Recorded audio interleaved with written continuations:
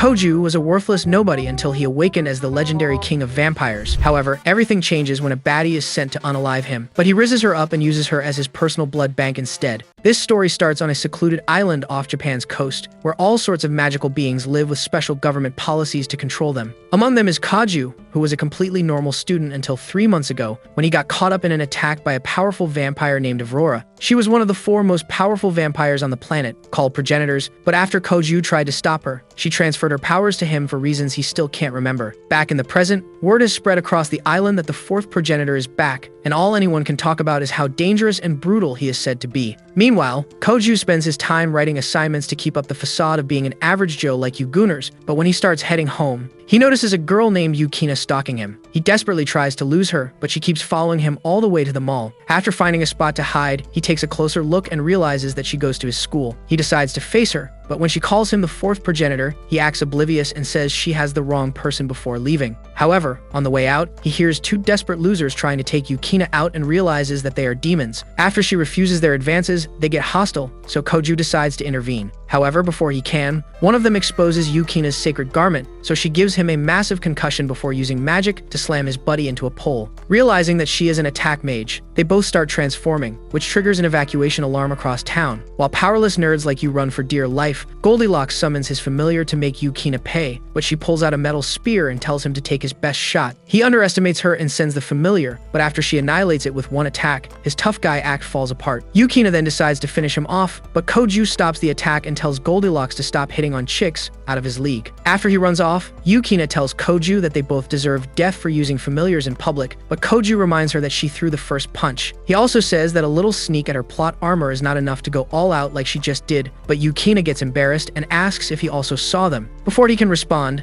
the wind gives him another perfect view of her kitty. This time, she gets pissed, but after he says it was not his fault, she packs the spear and calls him a creep before leaving. He also decides to head out, but then he sees Yukina's wallet on the floor. The next day, he spends hours searching for her on campus so he can give it back to her, but when he fails to find her, he eventually gives up. However, while taking a peek inside her wallet, he recalls seeing her plot armor and almost loses control of his powers, so he bites himself to keep the blood hunger under control. Right then, Yukina shows up and calls him a creep for snooping in her wallet. When she asks for it back, Koju says she has to tell him why she was stalking him first, but she plans to fight for it instead. However, when her stomach starts growling, she freezes in embarrassment, and Koju realizes that she hasn't eaten because he has her wallet. He then tells her to buy lunch as a way of appreciating his kindness, and just a few minutes later, Yukina is stuffing her face without a care in the world. After eating, she explains that she is from a secret academy set up by the Lion King organization. Upon seeing the confused look on his face, Yukina realizes that Koju has no idea what she is talking about, so she explains that the organization is a secret service agency set up to deal with magical disasters. She trained under them as a sword shaman and was sent to observe him because he is a progenitor, which means he has enough power to rival the strongest army on the planet. As Koju tries to take all this in, Yukina asks if he plans to use the island as a base for his world domination plan, but Koju says he has been on the island way before he became a vampire, so he has no such plans. Shocked, Yukina asks how he became the 4th progenitor, because one can only gain such power from the gods or by consuming another progenitor. Koju explains that the previous 4th progenitor gave him this power, but when he tries to remember why, he suddenly grunts in pain and spills his drink, explaining how his head burns anytime he tries to remember. When Yukina suddenly starts cleaning his pants, Koju prays for her hands to go a little higher, but her kindness surprises him even more. Yukina then says she was actually ordered to eliminate him if he was a threat, but their conversation has revealed his innocent nature, so she wants to become his hot nanny instead. The next day, Koju is about to leave for school when he sees Yukina at the entrance and asks if she has really been stalking him this entire time. After saying that she is serious about following him everywhere, she explains that a moving company is already bringing her stuff to the new apartment. After they show up, Yukina takes Koju up to her apartment, which happens to be right beside his. He gets shocked by this, but after following her inside, he asks why she barely has anything for the apartment. Yukina explains how she has always packed light since she has been living in a dorm. Now she needs to get more stuff, but her mission to observe him makes it difficult to go shopping. After giving it some thought, Koju offers to shop with her after his makeup test. Much later, he finishes the test with Natsuki, a fun-sized teacher who uses magic and is one of the few people who know about his powers. After passing him, Natsuki asks if he knows anything about the demon incident at the mall, but Koju acts like it's the first time he is hearing of it. She then decides to leave, but he stops her and asks if she knows about the Lion King organization. Natsuki immediately pulls his ears and demands to know why he knows that name, but Koju claims it was just some gossip he happened to overhear. After saying that the organization is a rival to hers, she warns him to stay away from anyone connected to it because the organization was made to defeat him. Hours later, Koju joins Yukina at the mall and thinks about what Natsuki said while she excitedly checks out everything in the store. Eventually, they take all the new stuff back home, but then Koju's sister Nagisa shows up, so he tries to introduce them, only to learn that they are already friends. When Nagisa decides to host a welcoming party for Yukina, she tells them not to bother, but Nagisa keeps insisting until she agrees. Much later, Nagisa gets started with the food while Yukina asks Koju why he has been hiding his powers instead of trying to become an overpowered hero. Koju explains that he can barely control it, so he doesn't bother trying to save anyone,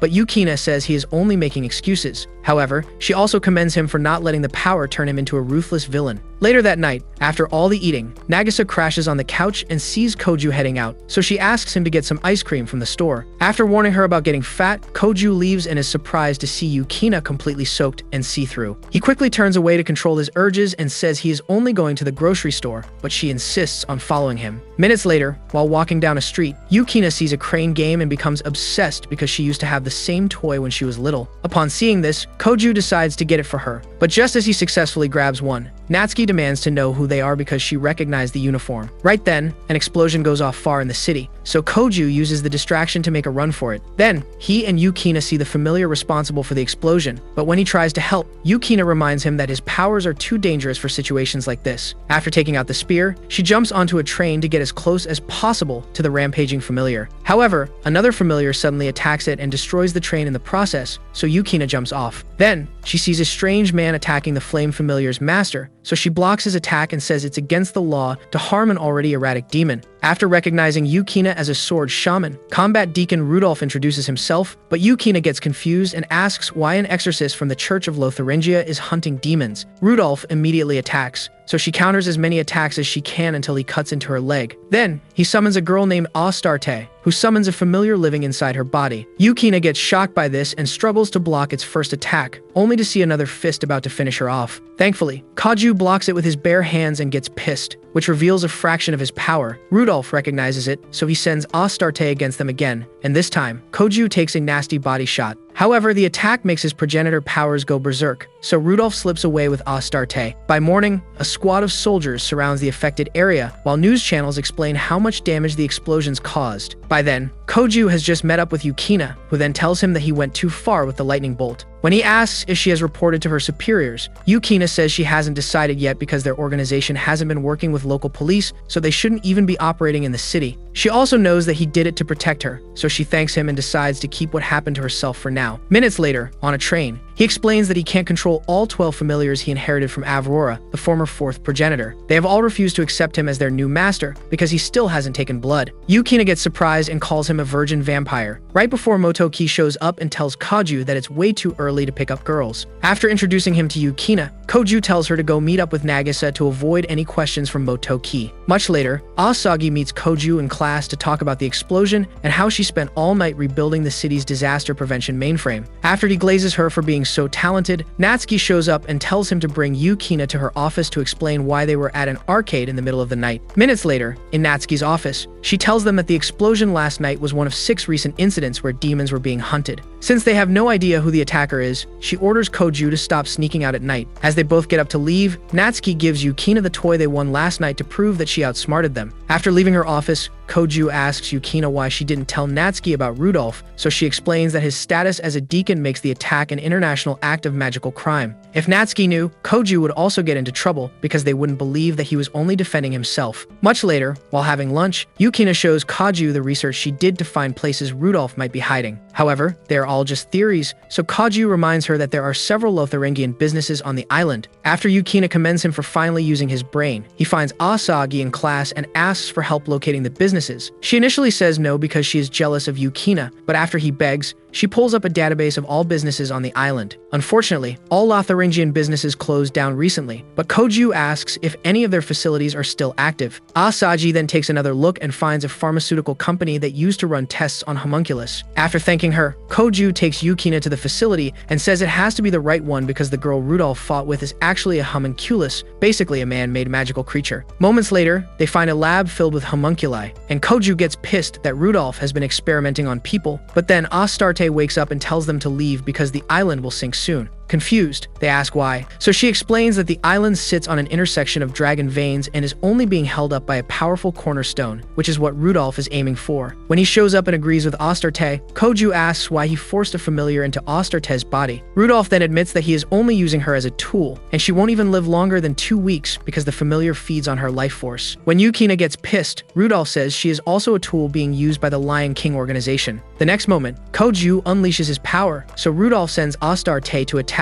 and after revealing her full form, she knocks Koju out. Yukina then tries to use the magical vibrations of her spear to pierce Astarte, but she counters it with a similar ability. After she also pushes Yukina down, Rudolph decides to put an end to her pitiful life, but Koju jumps in and gets his head chopped off. While Yukina holds him like Mikasa did to Eren, Rudolph leaves with Astarte for the final phase of his plan. Later that night, in the security department of the island's management corporation, Asagi tries to complete a routine check when she gets an alert of intruders blasting their way into the facility. The scale of the attack makes her think it's a terrorist group, but then her program finds footage of Rudolph and Astarte breaking in. Moments later, Koju opens his eyes and sees Yukina crying over him, so he gets up. After explaining how his body started healing itself, she gets mad at him for not telling her about his insane healing factor. However, Koju says he didn't even know about it, which surprises Yukina. She gets even more upset and says he should not be sacrificing himself for her because she was literally sent to unalive him. The next moment, Koju pushes her down and starts acting like he can't control himself, which makes Yukina call him a creep. He then pulls away and says she shouldn't risk her life for a shameless gooner like him. When a sudden earthquake shakes the entire island, Yukina asks Koju why he looks surprised, so he reminds her that this is a man-made island, so an earthquake should not even be possible. He quickly searches for a new update and learns about the attack before telling Yukina that they need to help Asagi. By then, she has just escaped her lab, but there is no way out of the building because Rudolph destroyed all the exits and left a pile of wounded soldiers behind. When Koju calls, Asagi gets excited to hear his voice, while he immediately asks where the attackers are heading. Using her software again, she finds their location but gets confused because they are heading to the lowest level, which should be a massive steel contraption keeping the island afloat. Curious, she runs a quick search and finds a top-secret file about the lowest level, so she hacks into it and tells Koju what she found. As Yukina gets ready to head out, Koju stops and asks if Rudolph is really doing something wrong, so Yukina reminds him that Rudolph doesn't mind hurting innocents to get what he wants. Still, Koju refuses to be the judge until Yukina reminds him of his duty to protect everyone with his powers. She also tells him to take her blood, but he hesitates because of his pact to avoid blood. However, after Yukina insists that it's the only way to stop Rudolph and save everyone, he pulls her close and takes his very first drink. Moments later, Rudolph enters the secret chamber and gets overwhelmed with excitement as he sees the relic being used to keep the island afloat. He orders Astarte to destroy the constraints, but she stops because Yukina and Koju just showed up. After Koju says the relic is from the body of a saint who worked for the church, Rudolph explains how the man who built the island realized that they had no cornerstone strong enough to hold the island, as it sat on a series of powerful dragon veins. This is why he used the saint as a human sacrifice to make the perfect cornerstone. He further states that his life's mission is to retrieve it for the church, but Koju tells him to stop because thousands of lives are at stake. Rudolph gets pissed and says their lives are worth nothing compared to the suffering of his people, so Koju decides to skip the small talk. After he powers up for the fight, Yukina steps in front of him to deal with Astarte. While the girls start fighting, Koju attacks Rudolph, but he dodges and realizes how powerful Koju is. He then unleashes a barrage of attacks, but this time, Koju blocks them and decides to go all out. With his powers under control, he summons one of the familiars, and its power sends shockwaves across the island. As Rudolph tries to counter, he gets slammed into a wall, but Astarte keeps fighting with her impenetrable barrier. As Koju wonders how they can stop her, Yukina tells him to stay back and unleashes a powerful spell before charging towards Astarte and breaking through her shield. The next moment, Koju uses the familiar's ability to fry Astarte's cells until she passes out. Just then, Rudolph gets back up, but Yukina blows out his back, and Koju feeds him a knuckle sandwich, which knocks him out. The next moment, Koju asks Yukina for another dose, but he only hugs her tightly before jumping to Astarte and taking her familiar. Pissed, Yukina asks why he used her plots as a treat, so he explains that he needs to feel excited in his pants before taking blood. This will also help Astarte live longer, but Yukina remains upset. The next morning, Koju sees her packing up and asks why, so Yukina reminds him that she has gone against the organization by helping him, and the spear was also damaged during the fight, so she expects to be called back. Just then, she gets a delivery and is surprised to see the spear fully restored, so Koju says they want her to keep stalking him. Later on, in the cafeteria, Koju Koju apologizes to Yukina for making her bleed, and after she says it was nothing, Asagi hears them and accuses Koju of cracking the new girl. She then calls Yukina a stalker, and while they argue, Motoki watches and wishes Koju luck. Several nights later, by the docks, a demon manages to escape an ambush and wonders how his group got exposed. When Natsuki suddenly shows up and asks if he works for a man named Gardos, he gets pissed and tries to cut her to bits, but she easily dodges every attack until he realizes that she can manipulate space and time. Just as he realizes that she is the famous witch of the void, Natsuki puts his brain in sleep mode and wraps him up like a Halloween present for the cops. The next morning, Koju is surprised by the unusually packed breakfast table, so he calls for Nagase and asks if their mum is back. However, when he opens the door to her room, he sees Yukina in perfect pink plot armor before she gives him a concussion. Much later, he gets on the train with both of them, and they remind him that Yukina came over to prepare for the sports tournament. Apparently, all the guys in class dropped to their knees and begged her to cheer for them, so she agreed. After getting to school, Koju heads to his class, but then Asagi shows up and makes him carry her rackets for the tournament. She then asks for the sport he is playing, but Koju says he completely forgot about the tournament. After Asagi tells him to take it seriously, they walk into class, where Motoki and Rin have been waiting to tell Asagi that she got paired with Koju. While Asagi acts like she doesn't want to be with Koju, two agents walk into the office of a researcher named Makimura. They explain how some of his items are illegal, but he tries to argue until Natsuki asks if he knows Gardos. He freezes, which prompts one of the agents to arrest him. The next moment, Makimura knocks him out and transforms, so Natsuki tells the second agent to stand down before casually knocking Makimura to his knees. She then tells Astarte to restrain him, but Makimura calls her stupid for thinking that a twink can stop him. The moment he tries to attack, Astarte summons her familiar and cracks his spine on the wall. Just then, Natsuki finds the illegal article he was using, but she gets more intrigued by a character on the screen tagged Nala Kuvera. Back at school, Asagi is embarrassed by the flashy uniform she has to wear, but Rin reminds her that she is basically competing against Yukina for Koju's heart. Minutes later, Koju enters the court for training, but after seeing that Asagi is not ready, he decides to get a snack. However, when he tries to sit, the bench explodes as he gets attacked, so he hides in the bushes and tries to see his assailant. The next moment, two monsters appear and immediately attack him, but thankfully, Yukina shows up to save his pathetic behind. After explaining how she uses Shikigami to keep an eye on him, she says the monsters are also Shikigami, but they were unusually aggressive and powerful. Just then, Koju gets a card from someone named Vatler, and Yukina gets shocked to see it, but then Asagi shows up and thinks there is something going on between them, so she awkwardly apologizes and leaves. Much later, Koju follows Yukina to the store, where she explains that Vatler works for the first progenitor, which means he probably came to see Koju. The card was actually an invitation to some exclusive party, and since it allows him to bring a partner, he decides to take Yukina. Later that night, they find the yacht for the party, and after heading inside, Yukina reminds Koju to be bold when talking to Vatler, since he is the new fourth progenitor. After he agrees, they head upstairs to find Vatler, but a familiar suddenly attacks Yukina, so Koju destroys it. Then, Vatler walks out and apologizes for the sudden test before introducing himself to Koju and expressing how excited he is to finally meet him. Just as Koju asks why he is being so extra about it, he gets attacked by a chick named Sayaka, who then hugs Yukina and asks if Koju did anything to her. Koju tries to talk again, but Sayaka tells him to zip it and explains that she is a ward dancer from the same organization as Yukina. She also hates Koju's guts and warns him to stay away from her. Meanwhile, Asagi just called Motoki to talk about the fact that Koju is probably dating Yukina. After Motoki tells her to use her beauty to get answers from Koju, he hangs up, and Asagi gets a sudden puzzle challenge from an anonymous hacker. By then, Vatler has just taken everyone inside so he can explain how he and Avrora were in love before Koju consumed her. Since she is basically inside him, Vatler plans to keep their love alive by sharing it with Koju, but he panics and tells Vatler to forget about it because he doesn't swing that way. When Yukina asks if this is the only reason he wanted to see Koju, Vatler senses her blood in Koju and realizes how close they are. He then tells Koju about Gardos, leader of the Black Death Emperor faction, a terrorist group seeking to take the warlord's dominion from his boss, the first progenitor. After explaining how Gardos snuck onto the island to cause trouble and start his plans, Vatler admits that he came to stop him. However, his familiars are powerful enough to destroy the entire island, so he wanted to test Koju's strength first. Upon hearing this, Yukina offers to deal with Gardos by herself, and Sayaka gets shocked to see that she is willing to go this far for Koju. She tries to stop it, but Vatler agrees and tells Yukina to prove herself by defeating Gardos. Meanwhile, Asagi completes the puzzle and gets confused confused when she sees the Nalakuvera character on the screen. The next morning, she sneaks into Koju's room and climbs his pogo stick, but he barely flinches and tells her to get off. When she refuses, Koju pushes her off, but they end up in a suspicious position before Nagisa and Yukina show up. After Yukina apologizes and runs off, Asagi realizes that they are not dating, so she asks Koju if Yukina has some kind of dirt on him. Koju gets confused by this and asks why she even came, but she heads out without a proper answer. Then, Koju rushes to the train to meet Yukina, who then tells him to be careful about freaky situations because they can trigger his bloodlust. Minutes later, they get to school, and after Yukina says that Natsuki probably knows about Gardos, they head up to her office to talk about it. Koju is surprised to see Astarte working for her, so Natsuki explains how she hired her since she is currently on probation. She then tells Koju not to worry about Gardos because his faction is searching for an ancient weapon that researchers have been struggling to decipher for years. It's called Nalakuvera, and although it's powerful enough to destroy an entire country, no one has been able to decipher it. Makimura was the only researcher to get close, and after his arrest, the island's forces have been working night and day to make sure anything connected to the weapon is contained. Despite this, Koju remains worried, but then Natsuki tells him to be more concerned about Vatler because he has easily consumed 2 second-generation elder vampires, which makes him extremely dangerous. Moments later, they leave Natsuki's office, and Yukina offers to let Koju take her blood again so he can get strong enough, but he refuses and says they don't need to rush things. This makes Yukina feel useless to him, so she leaves while Koju meets Asagi and asks for her help concerning Nalakuvera. After taking him to a computer lab, Asagi pulls up everything she can about the ancient bioweapon, but then a teacher walks in, so they hide under a table. Koju then realizes that she's wearing the earring he bought, but when she gets close to give him a good look, his brain implodes. Minutes later, on the roof, Asagi apologizes for making him skip school and runs off to get some snacks. Then, Koju sees something in the sky before Sayaka attacks him. As he struggles to evade her, she accuses him of using Yukina for her blood and refuses to listen to his explanations until she finally cuts him and triggers his powers. While Asagi returns and gets shocked, a suspicious car pulls up outside the academy. As they all try to take cover, Koju's powers trigger an explosion that knocks Asagi out, as well as all the power in the academy. However, after seeing that he can't stop it, Yukina releases her sword's true power and manages to get Koju under control. Then, Yukina asks for an explanation,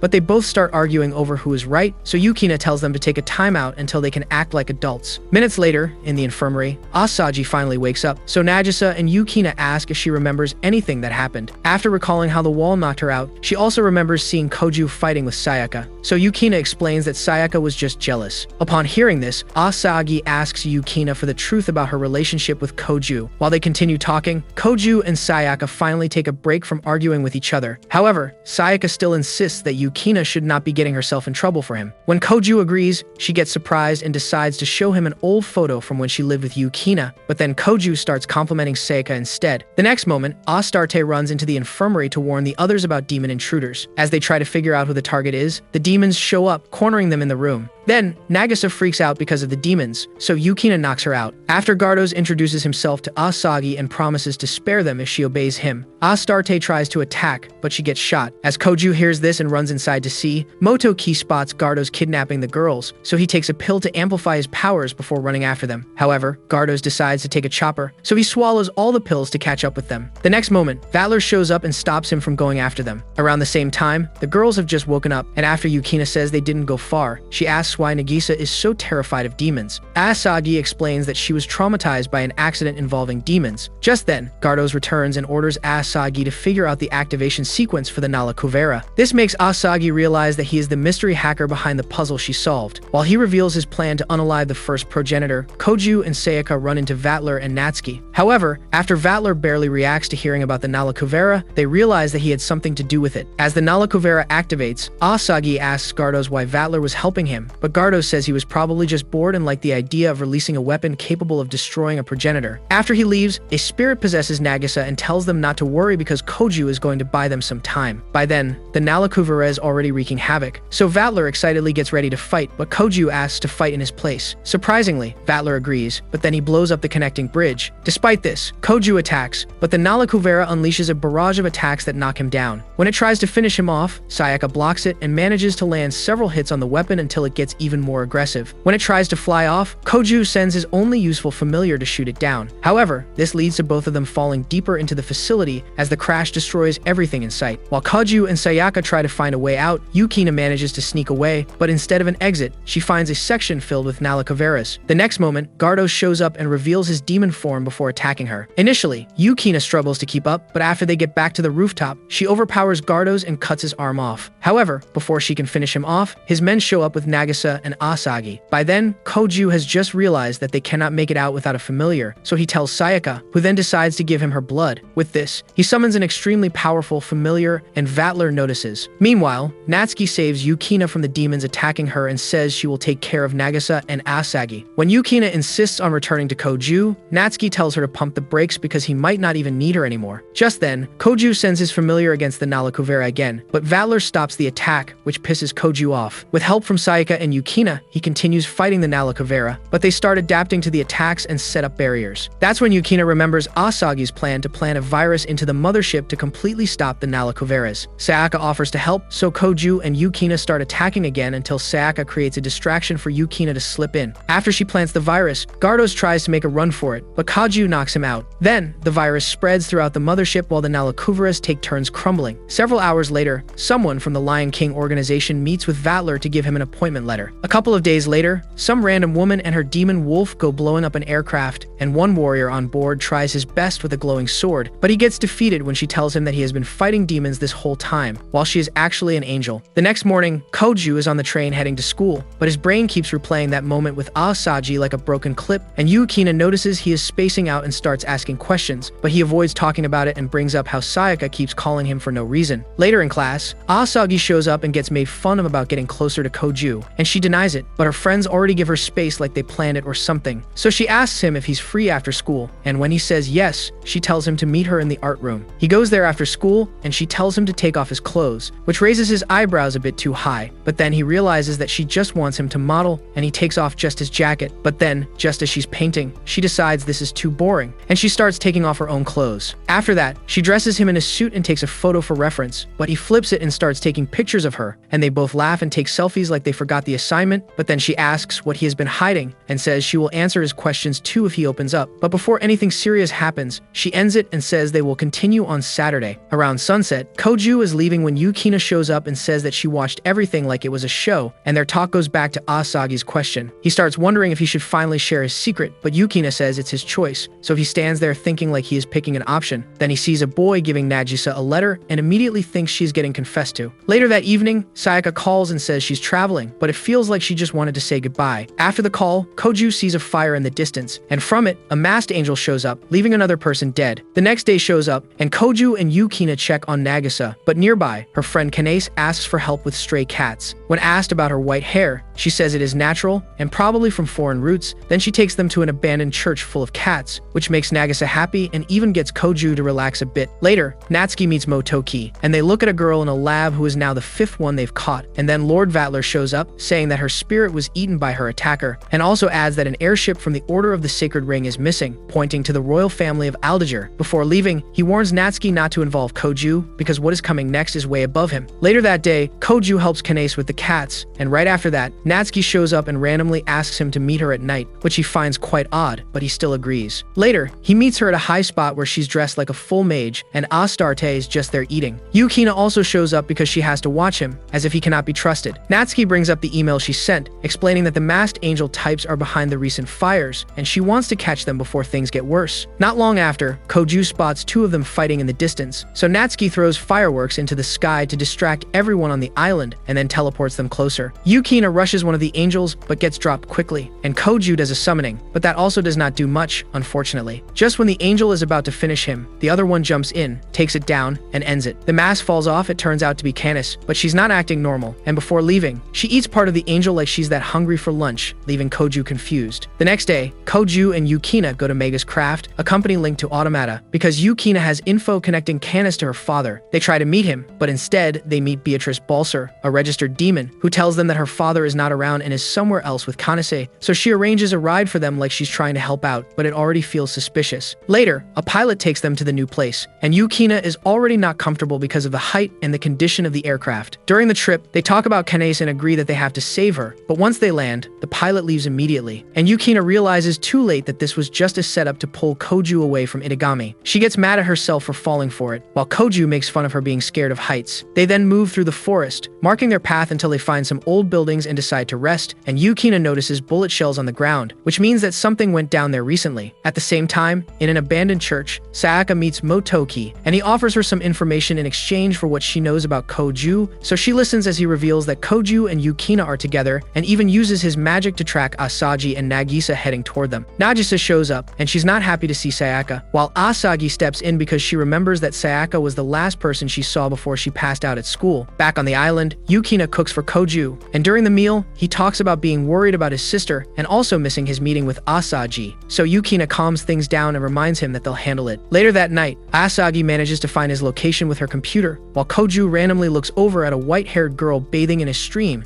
and gets shocked at what he ends up seeing. Koju spots the girl and thinks it's Kenis and calls out, but he gets too distracted by rather worldly desires, and by the time he comes back to himself, she's already gone. Yukina shows up, and he explains to her that he saw someone who looked like Kanase, but older and more grown-up. He gives her his jacket to keep her warm, and they keep looking through the woods. Soon, a ship shows up, and he thinks that it's a rescue, but Yukina points out the Mega's Craft logo. Armed guys get off and head toward them, and Yukina starts cutting them down one by one. Koju jumps in and finishes the last guy, but then more enemies surround them. Before he can call the familiar, a magical shot wipes them all out. On a cliff nearby, they meet the girl he saw before. She says her name is Folia, Princess of Aldagir, and she explains the attackers aren't humans, they're automata. More of them come, so Koju summons his familiar and wrecks them, and Folia compliments him, calling him the fourth progenitor. Somewhere else, Kanese's dad, Kensei, travels with Beatrice, upgrading Kanase for battle while Beatrice explains that she plans to use Kanase on Koju to show off her power. Back on the island, Folia says that Magus Craft attacked her because of her royal blood and wanted to use her. Koju asks why she looks like Canis, and Folia says that Kensei is her grandfather. Years ago, he cheated with another woman, making Kanase technically Folia's aunt, but Folia has no throne claim. Koju then brings up Kanese's monstrous form, and Folia explains that it's from an experiment called Angel Foe, making humans into artificial angels through forced spiritual evolution. Later at dawn, another ship arrives, and Koju gets ready to fight, but Yukina stops him when a white flag appears. Kensei steps out with Beatrice and another ally, greeting Folia and saying that it's been 7 years. He says that he wants to make a being closer to the Supreme One, but Yukina calls him out for turning Canis into a monster. Beatrice confirms the experiments and tells Folia to surrender, showing Canis in her modified, weaponized form. Kensei activates her, and she rises, radiating unstable power. Yukina tries to attack, but her strike bounces off Kanese's barrier. Beatrice blocks Yukina and forces her into a duel, while Kanase blasts Koju with magic. He counters with a familiar, but her power is too much, and his attacks fail. She fires again, and this one hits his lower stomach, knocking him down,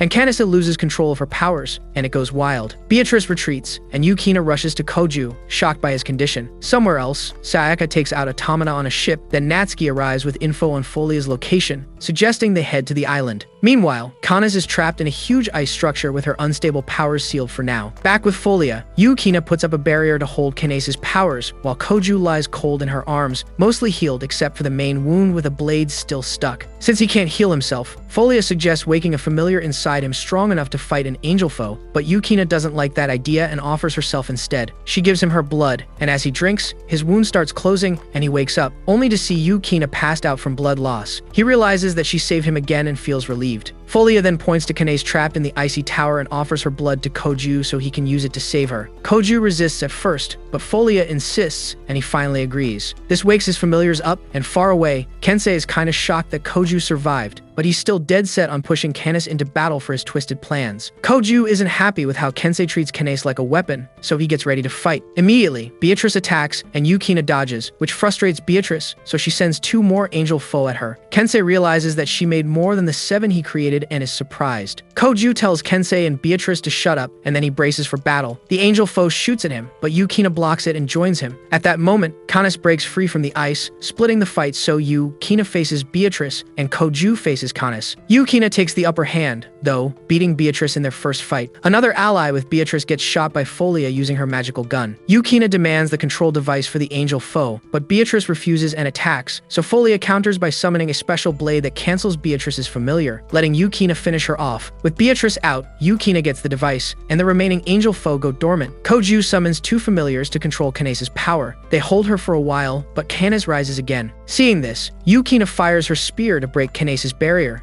and Koju's familiars drain the rest of her energy, finally knocking her out into Folia's arms. With Kanes safe, Koju walks up to Kensei but spares him, leaving him stunned. Natsuki and Sayaka arrive as Kanes goes back to normal. Later, Kensei is in a cell with Motoki, who tells him that 4 progenitors shouldn't exist, but cuts him off, saying that his skills still have use. Before leaving, Folia kisses Koju, leaving Sayaka and Yukina shocked. Moments later, Asaji shows up, and she's mad that Koju stood her up. A few days later, Folia waits at the airport, ready to leave the island. She thanks Sayaka for helping with Kanes, but before boarding, she spots a poster for the Halloween festa. She hesitates, tempted to stay, but Sayaka drags her toward the plane, reminding her she's already delayed twice. Just as they're about to leave, a sudden teleport pulls them away, and they end up in front of the same Nala Kuveras Koju once defeated. That morning, Koju and Yukina are on a packed train to school, shoved together by the crowd. Yukina notices a man harassing a little girl, and Koju tries to stop him, but the train halts, and in the chaos, the guy gets away. His movements make him look suspicious, and Rose, Nagasa's homeroom teacher, mistakes him for the molester, which is classic bad timing. Just then, Natsuki shows up in a student uniform, revealing she was investigating the case herself, and before leaving with Rose, she reminds Koju about the Halloween festa. Later, Koju lies in bed thinking about that reminder, like he actually has time to worry about costumes. Meanwhile, at the coast, 2 witches, Octavia and Ani, show up, slaughtering soldiers with absurdly overpowered magic. They've been gone 10 years and clearly hold a grudge against Natsuki, the Witch of the Void. The next day, Koju waits at the airport with Yukina, Nagasa, Kanes, Asaji, and Motoki. He says he's meeting an old friend, and Asagi relaxes, thinking it's a guy. But Yuma shows up with a dramatic entrance, and everyone freezes because she is badder than all of your dream girls. Asagi's face tightens, and the others are caught off guard. Introductions happen quickly, and Nagisa leads everyone to a restaurant. At dinner, Yuma teases Koju, threatening to spill stories from their childhood, and he warns her not to, while Motoki happily encourages her. After eating, they head to the building's top floor for a city view, and Yukina struggles with the height, so Koju offers his hand, which Yuma watches closely, then asks him privately if he's dating Yukina because they seem so close. He denies it, but the conversation is cut short when Sayaka calls. Folia grabs the phone briefly, while Sayaka explains the airport situation. At the same time, Asaji and Motoki get urgent calls and excuse themselves. Soon after, Astarte arrives with grim news: Natsuki is missing. Yukina figures Natsuki probably saw this coming and left instructions for Astarte to protect Kanes. That evening, Astarte stays in Yukina's apartment while Koju heads home with Yuma, who teases him about how close he is to Yukina, even joking that they share the same scent. Later, when Koju opens his bathroom door, he finds himself in Yukina's apartment bathroom with Kanes and Astarte. Shocked, he retreats and explains everything to Yukina, who realizes space around the island is getting distorted, which might explain Natsuki's disappearance. That night in his apartment, Yuma startles Koju, causing him to drop a glass and cut his hand. She then treats it while showing the witch costume she plans to wear for the festa. The mood shifts when she suddenly leans in and kisses him, and at that exact moment, a mysterious knight appears behind her. Koju blacks out, and when he wakes, he realizes he's inside Yuma's body for some reason. Later that morning, Koju shows up at Yukina's place, planning to explain that he's stuck in Yuma's body, but the girls are just acting normal around him, which makes things feel even weirder. At the same time, Asagi finishes checking the island's system and finds nothing wrong on the surface, but Mogwai, her computer assistant, keeps pointing out strange errors and space acting funny, so she starts digging deeper instead of trusting the clean report. She finds info about the Witch of Notaria, a high-level member of a criminal group called the Library, and then remembers reports about some of them escaping recently, so she starts connecting everything, like it's finally making sense. Back at Yukina's place, Koju convinces Yukina, Astarte, and Kanes that it's really him inside Yuma's body by answering things only he would know, which is the only proof he has, since his situation already sounds fake. Yukina asks where his real body is, but he has no idea, though he does mention the night he saw behind Yuma before he blacked out. Somewhere else, Sayaka wakes up in a strange place with Folia, and Folia explains they kept getting thrown around through random points in space before landing there, so Sayaka figures out that the distortions on the island are being caused on purpose and not just random chaos. By midday, Yukina, Astarte, and Kanase follow Koju to his apartment and find that Yuma is gone, and he thinks she left on her own. But Yukina points out she might be targeting his body because he's the fourth progenitor. He brushes it off at first, thinking she doesn't know, but once they think it through, he realizes she's a witch like Natsuki who can mess with space and bodies, so she probably knows more than he hoped. High above the city, Octavia and Oni sit on a tall building while their spell keeps spreading across the area. Then Vatler shows up and starts mocking them like he just came for entertainment. Octavia tries to react, but Yuma appears in Koju's body and takes her book before she can do anything. Vatler quickly notices something is off and figures out she's not Koju, and she introduces herself as Yuma, daughter of Aya, the witch of Notaria, just casually dropping that like it explains everything. Somewhere else, Asaji finishes fixing the system defenses and passes out at her desk from doing too much. Around the same time, Kaju, Yukina, Astarte, and Kanase are at a restaurant trying to figure things out, and Koju starts getting annoyed about having no progress and wonders if Yukina's spear could break the spell, but she says that would just kill him, so they drop that idea fast. Instead, they talk about going after his stolen body directly, while the others try to keep him calm, even though his whole situation is already messed up. Back with Vatler, Yuma admits she took Koju's body to free her mother from the prison barrier in the Demon District, along with other dangerous people locked there. Vatler likes the idea of stronger fights, so he just lets her continue, like this is all fun for him. Yuma starts her ritual, and Yukina senses the magic from the restaurant, so she and Koju rush out, but the moment they step through the door, space twists and drops them somewhere else again. At the same time, military helicopters move in on Yuma and tell her to stop, but Octavia casually takes them out like they were not even worth her time. On the ground, Kaju keeps trying to reach her, but every move just gets blocked by more space distortion, until Asaji sends him the exact location through Motoki and Mogwai, basically giving him the shortcut he needed this whole time. With that, Koju and Yukina push forward, and he remembers that when he first met Yuma, she helped him get Nagisa's hat back, but things are completely different now. He finally reaches her, stands in front of her, and locks eyes with her. Long ago, when Yuma was still little, a man sat her down and told her the truth about her life, and it turns out her mother, Aya, is locked inside a demon district far away, basically a no-escape prison cut off from the human world. He explains that Yuma herself was made just to free Aya, and even despite being so young, she already started wondering what happens to her after that job is done. Back in the present, Koju is shouting at Yuma to give his body back, but she ignores him and just keeps moving forward while her grimoire guides her toward the prison barrier as if she has already decided everything. Vatler stands there enjoying the show and casually tells Koju that Yuma is not here to play around. She wants to break the prison seal completely, and Yukina immediately understands how bad that would be if it actually happens. Vatler leaves right after that, like he got what he came for, and Octavia steps in to lock Koju and Yukina down with magic, but that hold doesn't last because Sayaka and Folia arrive and free them without wasting time. At that exact moment, Yuma finishes her spell, and the prison starts showing up in the real world, and Folia explains she even brought Kensei out for a bit to help open a path inside, which sounds helpful but also not very safe. Folia stays back with Sayaka to deal with Octavia and Oni while telling Koju and Yukina to go after Yuma, so they rush toward the prison entrance, where Yuma calls out her knight, Le Bleu. When they reach her, Kaju still calls her his friend, like he is hoping that still matters, but Yuma finally says the truth, that she was created in a lab and raised just to be used, so this mission is basically her whole reason for existing. Using Le Bleu, she pulls power from one of Koju's familiars and forces the prison to fully appear, even though the strain is clearly too much for her, but she keeps going and steps inside anyway. Inside, she finds Natsuki tied to a chair and not even conscious, and when Koju and Yukina get there, they are both shaken by what they see. Yuma then explains that Natsuki has been stuck there for 10 years, and the one outside has just been a magical copy this whole time, which makes everything even worse. She adds that if Natsuki dies, the entire prison breaks, and Aya and every other criminal inside get released, so this is her plan. Koju tries to talk her out of it, saying that she's more than just a tool, and she listens, but still tells Le Bleu to attack Natsuki anyway, so Yukina jumps in and blocks it just in time. Outside, Sayaka and Folia deal with Octavia's attacks, working together to break through and end the fight. Then they capture both witches, like it's finally over for them. Inside the prison, Yukina fights Le Bleu directly and manages to beat him, then turns her spear toward Yuma, ready to end this and get Koju's body back. Koju saves Natsuki from falling debris while Yuma still refuses to stop. Yukina charges her weapon but pauses at the last second because she knows Koju's body might not survive it, but Koju steps in and helps her, and together they strike, hitting through Le Bleu and straight through Yuma. The hit triggers a burst of magic, and Yuma's soul finally goes back to her real body. Outside, Sayaka and Folia finish things and lock Octavia and Oni up properly. Back inside, it turns out Yukina aimed carefully so Koju survives, and Yuma wakes up, completely broken over failing her mission, but Koju comforts her and tells her she is finally free. Natsuki then starts waking up, and Kaju is relieved for a second seeing her alive, but that quickly changes when Le Bleu suddenly moves again under Aya's hidden control and stabs both Yuma and Natsuki at once. Koju panics and rushes to Natsuki as she slowly dies. Natsuki's weak state starts shaking the whole prison barrier, and from a distance, Vatler suddenly gets attacked by a familiar, but he blocks just in time, and when the smoke clears, it's Nagisa standing there, except she's not herself because one of Avara's familiars is controlling her. She goes straight at him, overpowers him, slams him into a wall, and tells him it's not over yet before walking off, while his body is already fixing itself like Deadpool on a budget, and he just laughs it off. Later, Nagisa meets a strange woman in a hidden alley, and the woman thanks the familiar for protecting Nagisa before removing it and returning her to normal, as if she just borrowed her for a quick job. Back inside the prison, Koju, Yukina, and Yuma suddenly get moved to another area, and Koju thinks Yuma did it, but she says it was Natsuki instead, which means even like this, Natsuki still has control somewhere. That evening, Asaji is just walking when a small girl suddenly calls her mother, and she's caught off guard and denies it because that makes no sense for her situation right now. Back at the prison, Koju sees Aya finally show up as the barrier finishes forming, and she immediately takes back the power she gave Yuma and takes control of Lei Blue, leaving Yuma in pain like she just got switched off. Koju gets angry and grabs Aya, but stops himself from going all out when she warns him about the one holding the barrier together. She explains that she stole Natsuki's memories and her time as a witch, sealed her away, and now just needs to find and finish her to complete everything. Soon, other dangerous criminals show up and side with Aya, but when one tries to attack another, the barrier drags the weaker one back, showing that even they are still on a leash. They all agree that taking out Natsuki is the key to freedom, and one of them rushes Koju, but Yukina blocks it, and Sayaka shows up right after to back them up. She tells them to get in her vehicle quickly, and with Yuma in bad shape, they leave the place fast. On the way, Koju starts thinking about how to save Yuma and finally brings up his mother, Memori, as the only one who might help. At the same time, Asagi is eating with the girl who called her mother, and the child remembers nothing but looks like a younger Natsuki. When Asagi says the name Minamiya Natsuki, the girl starts crying, so Asagi decides to call her Sana instead, like she's just trying to keep things simple. Not long after, Koju, Yukina, and Sayaka reach Memori's research place, and she shows up wearing a Halloween mask, acting casual, and it turns out she is the same woman from the alley earlier. She is happy to see Koju and lets them in, and Yuma is placed on a couch while she checks her condition. Memori explains that Yuma's body is breaking down because her link to Leblu is gone, and if her magic keeps leaking, she won't make it, but she still believes she can fix it. Before leaving, she casually tells Koju to treat his own wound like she already knows everything. Meanwhile, Nagisa, still upset, pulls Sayaka aside to deal with their issues. Back with Koju, he is about to treat himself when Sayaka comes back and says she already put Nagisa to sleep with magic, so she won't interrupt. She checks his injury and realizes it won't heal normally because it came from Yukina's weapon, so she offers herself and tells him to feed on her. But right then, Yukina walks in and reads the whole situation wrong. Things get tense fast. Koju starts feeling dizzy, and he just collapses before anything can be sorted. Later that night, Asaji and Sana are watching the Halloween parade in the city, and on their way back, a strange man notices them and smiles. At the school rooftop, 2 library agents from Squad 3 show up to arrest Aya and take the Dark Oath grimoire, but she uses it on them immediately and gets rid of them like they never stood a chance. Later that night, during Halloween, Koju learns that Yuma isn't dying, but she still needs help to recover, and the only way is through a powerful witch on Aya's level. The problem is that Natsuki, who fits that role, is missing, so they decide to find her, and the only person who can handle that search properly is Asagi. While trying to figure out where she could be, they spot her on television holding a little girl who looks exactly like Natsuki, and then they realize that Natsuki must have turned little after losing her powers. Koju calls Asagi and tells her what they figured out, but while they're talking, an old spirit summoner suddenly shows up, asking for Natsuki. Once he starts showing his power, Asagi runs off with the girl, and through Mogwai, she finds out that the man is Killiga, someone who turned himself into a weapon by putting a fire spirit inside his own body just to fight better. She tells Mogwai to guide her path and give her full control, while at the same time, Koju and the others head toward the Keystone Gate. On the way, Yukina tells them that Natsuki actually teleported there earlier because she saw Asagi as the safest option, but before she could reach her, she turned into a child and lost her memory. So now everything is more complicated than it should be. While this is all going on, Killiga keeps chasing Asagi and Natsuki, even melting through obstacles. Asagi tries using water to stop him, but he keeps coming back like he refuses to lose, and when he charges again, Astarte shows up and knocks him away easily. He tries once more, but Astarte drains his spirit energy and sends him back to the prison barrier, ending his legendary run. After that, Astarte explains that she's also looking for Natsuki, and the girl with Asagi clearly matches her, even if she's much younger now. Then a woman named Jijalola shows up and tells them that Natsuki shrank because of a curse. At the same time, at Sekai Academy, Mega, one of the escaped prisoners, meets Aya and recognizes the Dark Oath grimoire. He asks why she didn't tell the others about the key and the program she took from Natsuki, but she asks if he came to get a share, and he says that he just wanted to see what she's doing while others are busy chasing Natsuki. Meanwhile, Koju gets delayed because his ride ran out of fuel, vehicle, so Yukina finds him a bike and gives him some of her blood before he heads off again. At entrance E, Jijalola shows up again and demands that Asagi hand over the little girl, but Asagi refuses, and just as things are about to get messy, Vatler appears looking for a fight. Jijalola realizes he plans to deal with all escaped prisoners, so she attacks him, but he wipes out her forces easily. She thinks she has control when she binds his familiar, but Vatler destroys it and finishes her off in a brutal way, sending her back to the prison barrier. Koju finally arrives late and blames traffic, and Vatler suggests keeping Natsuki on his ship for safety, and both Koju and Asagi agree. Back at school, Aya learns Mega is linked to the Lion King organization and reveals that she plans to recreate the original Dark Oath grimoire using Natsuki's missing memories. Meanwhile, at the hospital, Yuma finally wakes up. After getting on the boat, Koju calls Yukina and Sayaka to warn them about Vatler's plan, but they tell him they can't get on the ship and will just move as close as possible. Inside, Kira takes him to a pool to relax, but 5 girls in swimsuits show up and start getting close to him, trying to wash his back while clearly having their own plans. As he tries to push them away, he finds out that they're actually hostages who want his cursed energy. Asagi shows up and interrupts everything, but the moment he sees her, his focus is gone again. Later, after they put Natsuki to sleep, Koju and Asagi argue over small, dumb things like they always do. Not long after, Natsuki wakes up with a different personality and starts recovering her memories. Outside, Sayaka watches from the window while waiting at the port with Yukina, and then Vatler appears and starts talking about getting rid of Koju. Yukina tries to do something, but a group of inmates immediately surrounds them. Back on the ship, Mogwai appears on a screen, asking Asagi for help to stop a problem spreading through the school. He explains that things will get worse if it continues, but before they can agree on anything, the ship suddenly shakes. Natsuki then says one of the escaped inmates is trying to break into the ship. Right after that, Vatler crashes into the room, already beaten up. Koju starts wondering if he can really fight someone like Brute, a former mercenary, but before he can do anything,